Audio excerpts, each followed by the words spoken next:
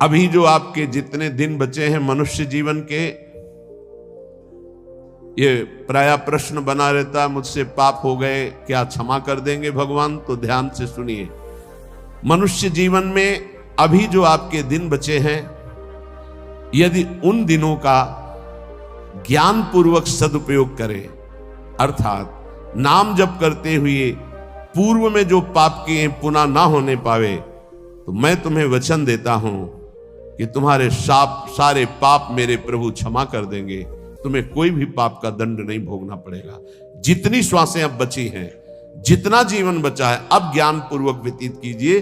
कोई पाप कर्म जो पीछे हुए पुनः मत कीजिए और नाम जप कीजिए, सारे पाप आपके प्रभु क्षमा कर देंगे। गीता जी, सर्वधर्मान परित्यज्य मामेकं शरणं व्रज अहम त्वां सर्व पापेभ्यो मोक्षयिष्यामि मा शुचा। श्री भगवान के वचन है। जो आंतरिक काम क्रोधादि रोग हैं, इनको नष्ट करने के लिए 5 औषधियां हैं।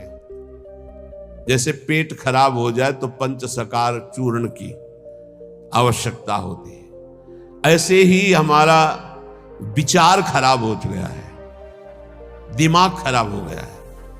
सत्य वस्तु को भूलकर असत्य में रमण करना पागलों का कार्य है। वो सत्य मार्ग के पथिकों को पागल समझते हैं और सत्य मार्ग के पथिक उनको समझ रहे हैं कि इतना कीमती जीवन तुम व्यर्थ में नष्ट कर रहे हो। और वो समझ रहे हैं मानव जीवन को ये कैसे बर्बाद कर रहे हैं, ना कोई भोग भोग रहे हैं, ना कोई धन संचय कर रहे हैं, इनका जीवन ही बर्बाद हो रहा है। वो नहीं समझ पाते। ये 5 हैं जो तुम्हारे आंतरिक भवरोग को नष्ट कर देंगे। पाप जो हो रहा है, उस पाप की प्रवृत्ति का नाश कर देंगे। 5, पहला सत्संग। सत्संग, अगर भगवान की कृपा हुई है तभी सत्संग प्राप्त होता है। प्रथम भगति संतन कर संगा, दूसरी रति मम कथा प्रसंगा। सबसे पहली कृपा भगवान की होती है कि सत्संग प्राप्त होता है। अहो भाग्य रोज सत्संग प्राप्त हो। अहो भाग्य। जिस दिन होता कि आज पूज्य श्री मथुरादास जी कथा करने नहीं आएंगे, उनका स्वास्थ्य खराब है, या आज उनकी निर्जला एकादशी है, उस दिन ऐसा लगता है जैसे वज्रपात हो गया हो कि आज महापुरुषों के चरित्र सुनने को नहीं मिलेंगे। जो महापुरुषों से सत्संग प्राप्त, वो फिर और जैसे रबड़ी पाने के बाद गुड़ का सीरा चाटने की इच्छा नहीं होगी। यद्यपि वो भी मीठा होता है, वो भी पवित्र गन्ने के रस से बनता है, पर नहीं, जो रसमलाई पा चुके हैं ना, उनको फिर गुड़ का स्वाद नहीं आएगा। ऐसे ही जो सच्चिदानंद में डूबे हुए महापुरुषों के वचनों को श्रवणेंद्रिय से पान कर लिए ना, फिर वो केवल शाब्दिक प्रवचन में उसका श्रवणेंद्रिय स्वाद नहीं ले पाएगी। उसको चाहिए अनुभवी, क्योंकि उतने गरु वचन सुन लिए तो अब फिर और नहीं। अगर भगवत प्राप्त महापुरुष का सत्संग सुन लिया तो इन कानों की इतनी गरु स्थिति हो जाएगी कि वो हल्का शब्द सुन ही नहीं सकते। वो खुद अपने आप उनको लगे बंद कर रहा है। वो कान इतने बड़े व्यसनी हो चुके हैं भगवदानंद के कि बिना भगवदानंद प्राप्त हुए महापुरुष के वचन उसे अच्छे ही नहीं लगेंगे। जब द्रवै दीन दयालु राघव तो साधु संगति पाइए। पहला है आंतरिक रोगों के नाश करने का उपाय सत्संग। जिसे सत्संग मिल गया, बड़ी भारी विजय प्राप्त करने का अवसर मिल गया। रोज सत्संग में असत विकारों के प्रति हे भाव और भगवान की प्राप्ति के लिए उत्साह पैदा होता है, रोज जो सत्संग सुनते हैं। दूसरा, पहला सत्संग, दूसरा स्वाध्याय। जो हमारे आचार्य की वाणी है, जो गुरुदेव ने आदेश किया, जिन ग्रंथों का स्वाध्याय करने के लिए उन्हीं ग्रंथों का स्वाध्याय करना चाहिए। स्वाध्याय का मतलब नहीं कि कुछ भी स्वाध्याय करो, नहीं, गुरुदेव के अनुसार शास्त्र स्वाध्याय करना चाहिए, जो गुरुदेव आदेश कर रहे हैं। जो आचार्य वाणी है, जो हमारी उपासना में हमको पुष्ट कर सकते हैं, वही स्वाध्याय करना चाहिए। तीसरा है आहार, स्वल्पाहार, सत्संग, स्वाध्याय, स्वल्पाहार। आहार का बहुत बड़ा रोल है जीवन के उत्थान में। भगवान शंकराचार्य जी ने भी साधन पंचक लिखा है, उसके एक एक शब्द का आगे श्लोक तो बहुत बड़े। वेदो नित्यम अधीयताम संगा सत्सु विधीयताम महावाक्यार्थस्य विचारिताम क्षुद्र व्याधि चिकित्सताम एकांते सुखमास्यताम। 5 बातें, इन्हीं का विस्तार वर्णन किया है। वेदो नित्य मधीयताम, नित्य शास्त्रों का स्वाध्याय होना चाहिए। संगा सत्सु विधीयताम, भगवत प्राप्त महापुरुषों का संग होना चाहिए। महावाक्यार्थस्य विचारताम, उनके द्वारा जो बोले गए वचन हैं उनको विचार करके चिंतन के द्वारा अपनी स्थिति बनानी चाहिए। चौथा आपने आप कहा, जो इसमें तीसरे में स्वल्पाहार है, उसमें कहा क्षुद्र व्याधि चिकित्सताम, क्षुधा रूपी व्याधि की चिकित्सा करे। भिक्षान्नम औषधम, जैसे व्याधि की औषधि के द्वारा, तो क्षुधा रूपी व्याधि की भिक्षान्न के द्वारा विरक्त और धर्म के द्वारा कमाए हुए अन्न से ग्रस्त, वो भी स्वल्पाहारम, भूख से कम। बहुत बड़ा इसमें योग है, आप अच्छे से समझ लीजिए। आप समझते हैं अधिक पाने से आप बलवान होंगे, बिल्कुल भूल है आपकी, ये भूल बहुत बड़ी है। अल्पाहार करने से जीवनी शक्ति बहुत प्रबल होती है। जितना आप भजन में उन्मत्त होने वाले महापुरुषों को देखेंगे वो अल्पाहार करने वाले होंगे। अधिक आहार करने में प्रमाद स्थिति बढ़ती, तमोगुण बढ़ता है। ये रहस्य जान लीजिए। अल्पाहार करोगे आप में बहुत तेज बना रहेगा, आप में जीवनी शक्ति। जो अधिक पा लेते पूरी शक्ति पचाने में लगती, तो भजन आदि में नहीं, प्रमाद स्थिति रहती है। चौथा जो उसमें लिखा है एकांते सुखमास्यताम, इसमें लिखा है रात्रि के चौथे प्रहर में भागवती क्रियाओं का अनुष्ठान करना चाहिए। ध्यान है, नाम जप है, तो अपने यहां तो ऐसी बढ़िया दिनचर्या है कि आपको अनुष्ठान करने की जरूरत नहीं, सम्मिलित होने की जरूरत है। जो प्रातःकालीन बेला पर जग करके भागवती का अनुष्ठान करता है, वो आंतरिक विकारों पर विजय प्राप्त कर लेता है। स्वप्न दोष 4 बजे सोने वाले को ही बहुत जोर के होते हैं। जो प्रातः 3 बजे से जग जाते हैं, 10 बजे के बाद सोते हैं, स्वप्न दोष होने की संभावना ही नहीं रहती। यदि वो सावधान है तो, गलत क्रिया करते हैं, गलत भोजन करते हैं, तो उनकी बात अलग है। नहीं, समय ही नहीं है। प्रायः 3, 4, 5, 6 इसमें स्वप्न दोष होता है प्रातःकालीन बेला पर। और जो गंदे आचरण करते हैं उनकी तो कोई चर्चा ही नहीं है। 5वां, जो कुछ साधन भजन करे, एकांत चिंतन आंतरिक, उसका चिंतन पूर्वक करे, एकाग्रता पूर्वक करे, सारी शक्ति लगा करके, बटोर करके। नाम जप करे तो नाम में, मंत्र जप कर रहे तो मंत्र में, सत्संग सुन रहे तो सत्संग के वाक्यों में। ये 5 हैं जिनके द्वारा हम आंतरिक विकारों पर विजय प्राप्त कर लेते हैं। पहला सत्संग, दूसरा स्वाध्याय, तीसरा अल्पाहार, चौथा प्रातःकालीन बेला पर उठकर भागवती का अनुष्ठान, 5वां जो कुछ भी करे एकाग्रता पूर्वक सारी शक्ति लगाकर उसी में। जो अपने ऊपर हर समय ईश्वर की, आराध्य देव की कृपा का अनुभव करता रहता है, ये बहुत बड़ी बात है। हर परिस्थिति में बड़ी कृपा, श्री जी की बड़ी कृपा, श्री जी की बड़ी कृपा। एक हमने संत भगवान को देखा, वो बल्ब ऐसे लगा रहे थे तो चूक हो गई, तो वही किसी कनेक्शन में कहीं छू गए, मारा ऐसा झटका तो सीढ़ी गिरी, सीढ़ी से सीढ़ियों पे आकर के गिरे, उससे नीचे चबूतरे के नीचे आके गिरे, काफी चोट लग गई थी। तो दौड़ करके उनको उठाया तो उनका बड़ी कृपा, निपट गए, बड़ी कृपा, निपटा दिया प्रभु ने। बड़ी बात थोड़ी में निपटा दिया, बड़ी कृपा। और मुस्कुरा रहे थे और कई जगह चोट दिखाई दे रही थी। ये संत हृदय, बड़ी कृपा, निपट गए। बड़े अपराध को छोटे में काट दिया, निपट गए, बड़ी कृपा। जब अपने दास के ऊपर प्रभु कृपा करते हैं तो उसके हृदय में सद्गुणों का खजाना खोल देते हैं, जो हर समय अनुभव करता रहता मेरे ऊपर बड़ी कृपा है। फिर उसको अपने आप में मिलाकर एक कर देते हैं। चाहे भक्ति में हो चाहे ज्ञान में, बचता एक ही है। दो जब तक बचे तब तक विचार अभी ऊंचाई पर नहीं पहुंचे। ब्रह्म नहीं, माया नहीं, नहीं जीव नहीं काल, अपनी ही सुध ना रही, एक रहे हो नंदलाल। ना काहो सो बोलिबो ना कोई व्यवहार, अपनी कुंवर किशोरी को जियत निहार निहार। एक तो लालजू प्रियाजू एक हैं, इनको दो न देखा जाए। जो हर समय अपने इष्ट की कृपा का अनुभव करता रहता है, तो इष्ट उसके हृदय में गुणों का खजाना खोल देता है और उसको अपने में मिला लेता है, एकता कर लेता है, अर्थात इष्टमय हो जाता है। तस्मित् तज्जने भेदा भावात्। अब उसकी दृष्टि बड़ी महिमामय गौरवमय हो जाती, जिधर दृष्टि जाती उधर परमात्म तत्व का दर्शन करता है। ऐसी स्थिति सच्चिदानंद रस में भरपूर होती है, ना अहमता होती न ममता होती है।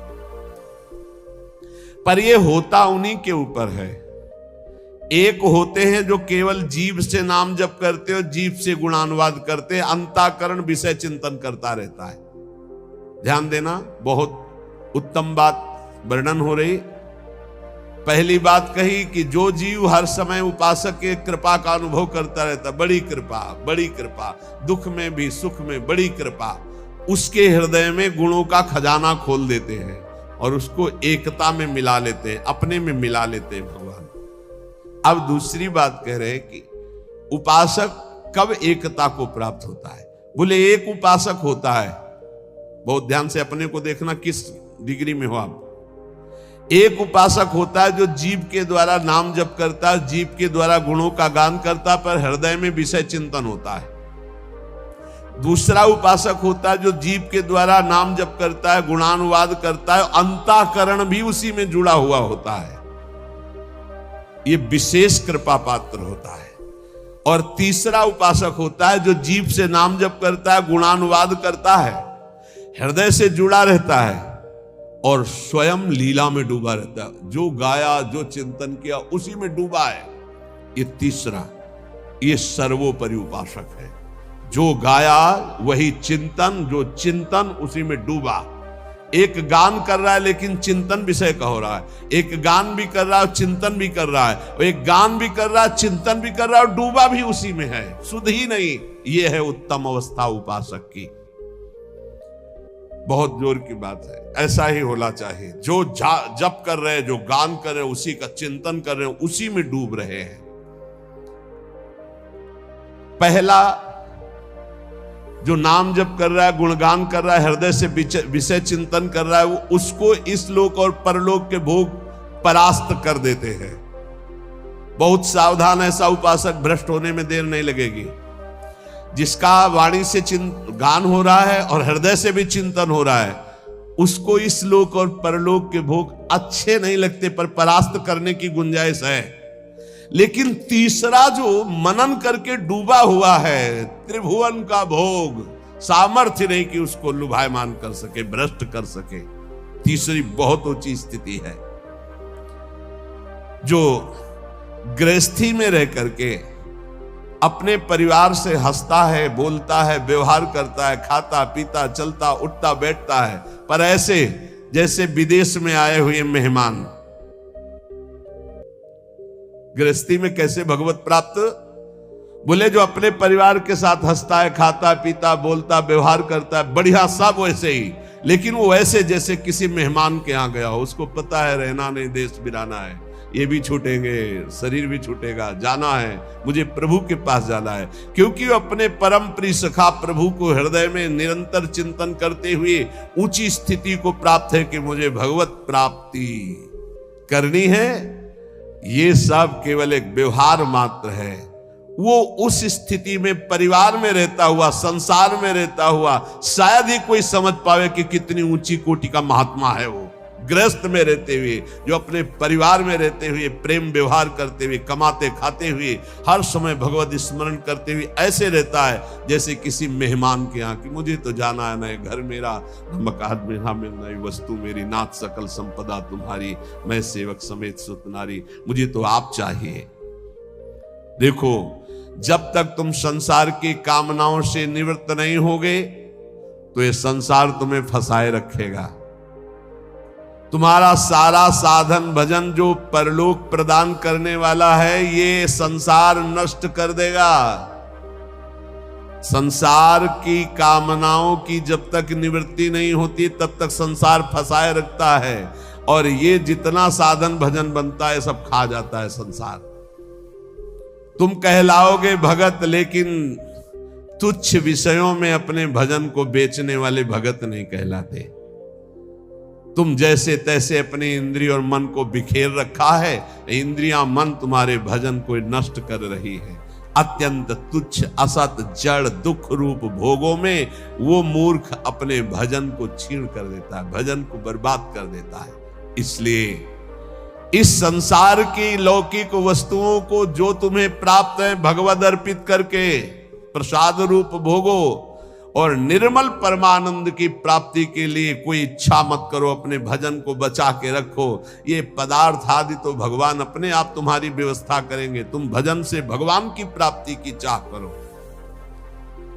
जो इस बात को स्वीकार कर लेते हैं उनके अंदर एक नई कामना जागृत होती कि कुछ लोग तो ये जान जाएं कि मैं भजन करता हूं। ये बहुत जोर की इच्छा होती।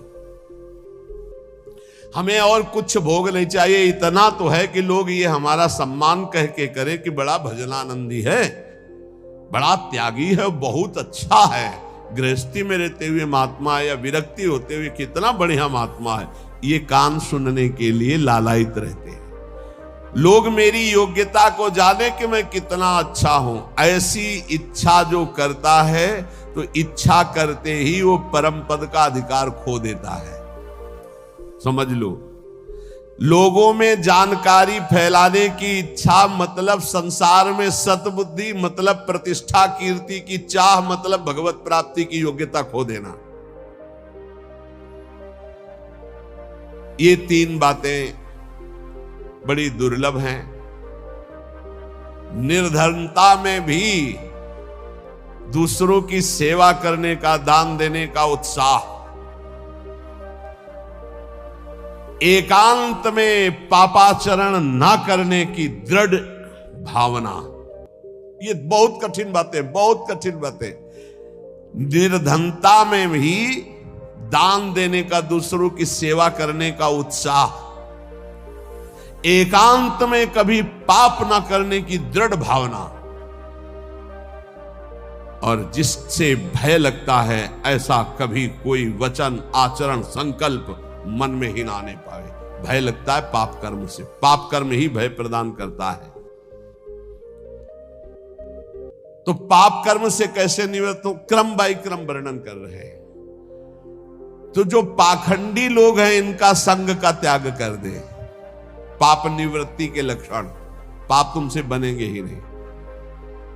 पाखंडी लोगों से दूर रहना, खुली बात कह रहे हैं। महापुरुषों के वचन, किसी से कोई लेना देना नहीं रहता, इसलिए मस्ती से बोलते हैं। पाखंड कहते हैं पाप के खंड को। पाप जो ऊपर से सदाचरण का वेश धारण किए हुए हैं और अंदर से पापाचरण करते हैं। बहुत ही लुभावना पाखंड होता है। लुभावना आप देख के समझ ही नहीं सकते। हमारी योग्यता ऐसी नहीं हो, हम अपनी योग्यता दिखाते हैं तो पाखंड एकदम भी कहा जाता है। इससे पाप की प्रवृत्ति होती है। पाखंड से बचे और पाखंडी लोगों से बचे, खुली बातें हैं। जो असत्य में भोग सुख प्राप्त करना चाहता है वो पाप किए बिना रह नहीं सकता। ऐसे पाप का आचरण करने वालों का संग बिल्कुल नहीं करना चाहिए। अहंकार पापों की रति प्रदान करता है, इसलिए अहंकारी का संग नहीं करना चाहिए, अहंकार का संग नहीं करना चाहिए। पाखंड नहीं धारण करना चाहिए, पाखंडियों का संग नहीं करना चाहिए। असत्य के भोग की लालसा पाप करवाती है और असत्य के भोगों में रत पापियों का संग नहीं करना चाहिए।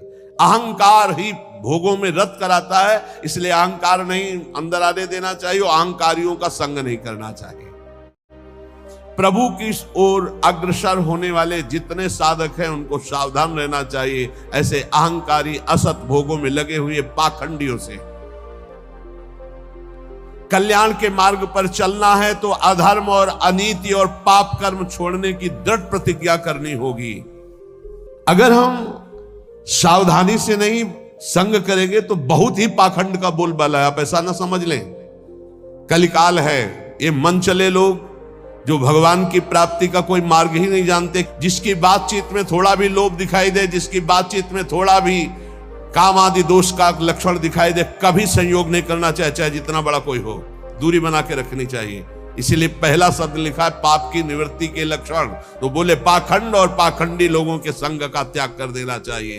दूसरा, असत्य भोगों में जिनकी रति है उस असत्य भोग और असत्य भोगों में रति करने वाले का त्याग कर देना चाहिए।